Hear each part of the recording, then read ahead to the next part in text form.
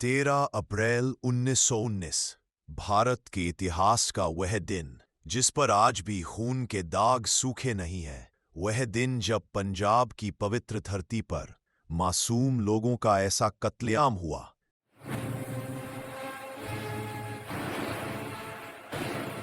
जिसकी क्रूरता ने पूरी दुनिया को हिला दिया। यह कहानी केवल एक हत्याकांड की नहीं,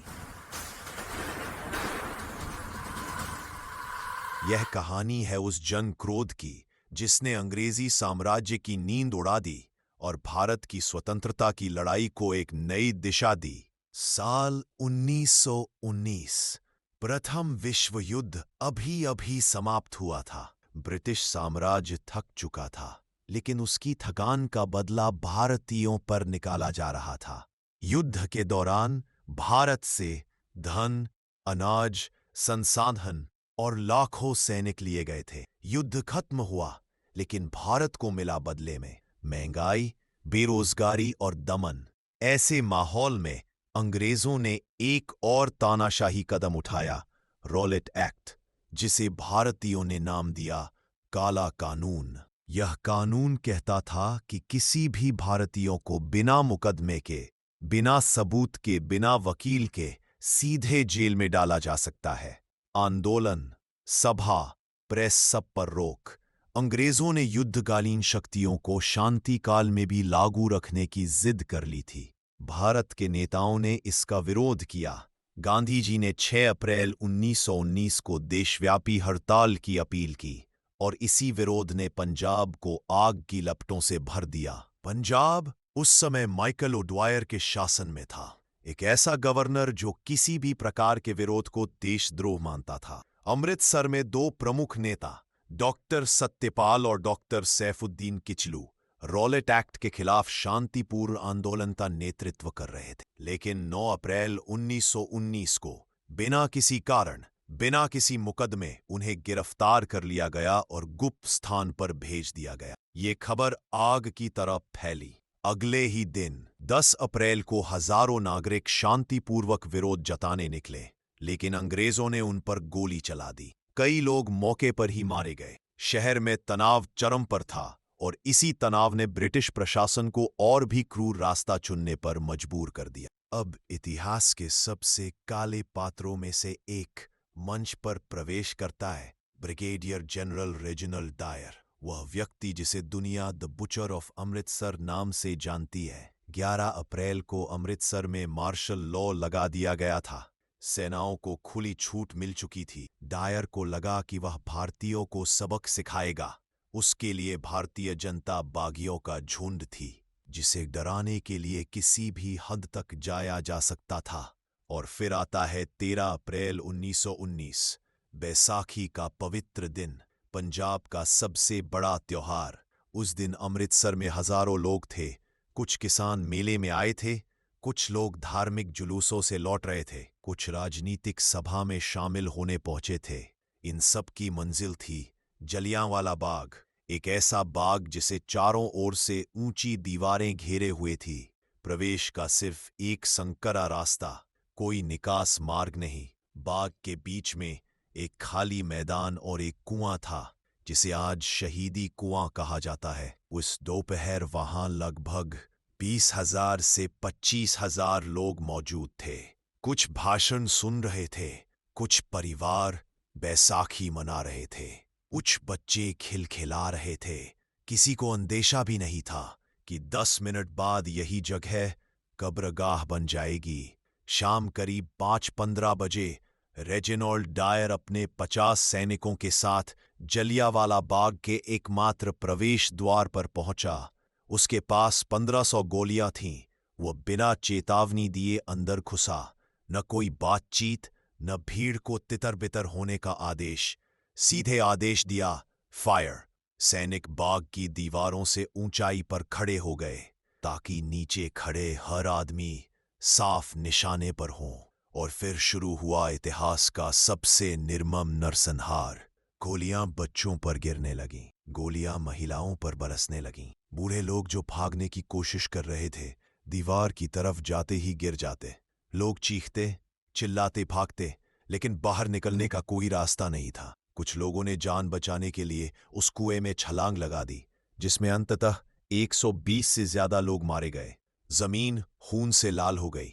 गोलियों की आवाज दीवारों से टकराकर गूंज रही थी और सैनिक तब तक फायरिंग करते रहे जब तक उनके हथियार ठंडे नहीं हो गए। डायर की बंदूकें लगभग 10 मिनट तक लगातार आग उगलती रहीं। आधिकारिक रिकॉर्ड के अनुसार कुल 1762 गोलियां चलाई गईं, लेकिन कई इतिहासकार कहते हैं कि असली संख्या और अधिक थी। ब्रिटिश रिपोर्ट कहती है 369 लोग मारे गए और 1200 घायल हुए, लेकिन भारतीय नेताओं, प्रत्यक्षदर्शियों और बाद की जांचों से पता चलता है कि मृतकों की वास्तविक संख्या 1000 से भी अधिक थी। कई लाशें रात भर बाग में ही पड़ी रही, क्योंकि ब्रिटिश अधिकारियों ने घायलों को अस्पताल ले जाने तक की अनुमति नहीं दी। लोग तड़पते रहे, चिल्लाते रहे, मरते रहे, लेकिन सड़कों पर लगी कर्फ्यू की वजह से कोई सहायता भी नहीं पहुंच सका। सबसे भयानक बात यह है कि जनरल डायर को अपने किए पर कोई पछतावा नहीं था। उसने बाद में कहा, अगर मेरे पास और गोलियां होती तो मैं और भारतीय मार देता। मैंने ये जानबूझकर किया ताकि भारतीय फिर कभी अंग्रेजी हुकूमत के खिलाफ सिर न उठाए। यह शब्द सुनकर दिल कांप उठता है। अमृतसर उस रात एक विशाल शवगृह में बदल चुका था।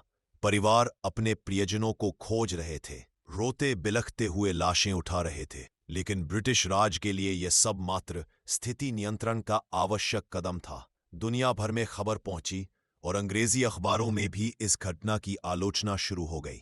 दबाव में आकर ब्रिटिश सरकार ने हंटर कमेटी नाम की एक जांच समिति बनाई। डायर को बुलाया गया। उससे पूछा गया, क्या तुम्हें अपने काम पर पछतावा है? डायर ने बिल्कुल ठंडे स्वर में कहा, मैंने वही किया जो जरूरी था। हंटर कमेटी ने उसे दोषी तो मान लिया, लेकिन न जेल, न सजा, न कोर्ट मार्शल, कुछ भी नहीं। इंग्लैंड लौटने पर कुछ अंग्रेजों ने तो उसे हीरो तक घोषित कर दिया, लेकिन भारत इसे भूलने वाला नहीं था। इस घटना ने पूरे देश का गुस्सा भड़का दिया। महात्मा गांधी ने कहा, अब अंग्रेजी शासन के साथ कोई सहयोग नहीं। यही वह क्षण था जब भारत की राजनीति में निर्णायक मोड़ आया। इसी घटना ने असहयोग आंदोलन की नींव रखी। लाला लाजपत राय, नेताजी सुभाष, जवाहरलाल नेहरू, सभी नेताओं ने कहा कि यह हत्याकांड भारत को आजादी की अंतिम लड़ाई के लिए तैयार करेगा। लेकिन इस घटना ने एक और क्रांतिकारी को जन्म दिया, भगत सिंह। उस समय भगत सिंह केवल 12 साल के थे। उन्होंने यह खबर सुनी और अगले दिन स्कूल से भागकर जलियांवाला बाग पहुंचे। उन्होंने वहां की खून से भीगी मिट्टी अपनी मुट्ठी में ली और कहा, इस मिट्टी में मेरे देश का खून है, यह बदला मैं लेकर रहूंगा। पर यह वही क्षण था जिसने उनके मन में क्रांति का बीज बोया। इसी घटना का सबसे बड़ा बदला 21 साल बाद लिया गया, जब 13 मार्च 1940 को लंदन के कैक्सटन हॉल में शहीद ऊधम सिंह ने पंजाब के पूर्व गवर्नर माइकल ओडवॉयर को गोली मारकर हत्या कर दी। अदालत में ऊधम सिंह ने कहा, ये बदला है मेरे भाइयों का, मेरे देशवासियों का, जलियांवाला बाग का। अंग्रेजी अदालत ने उन्हें फांसी दे दी, लेकिन वह आज भी भारत के सबसे बड़े बदला लेने वाले क्रांतिकारियों में से एक माने जाते हैं। आज जलियांवाला बाग में वो कुआं अब भी खामोश खड़ा है।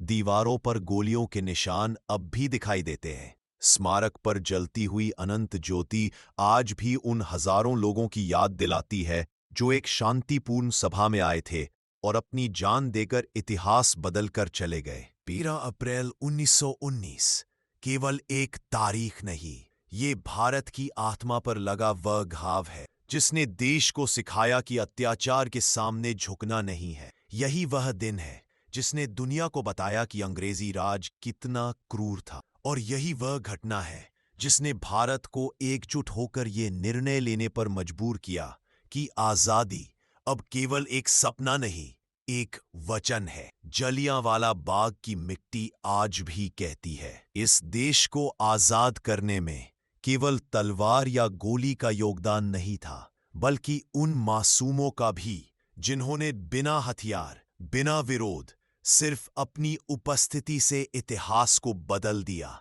ये कहानी हमेशा से कही जाएगी, जब तक भारत की सभ्यता जिंदा है।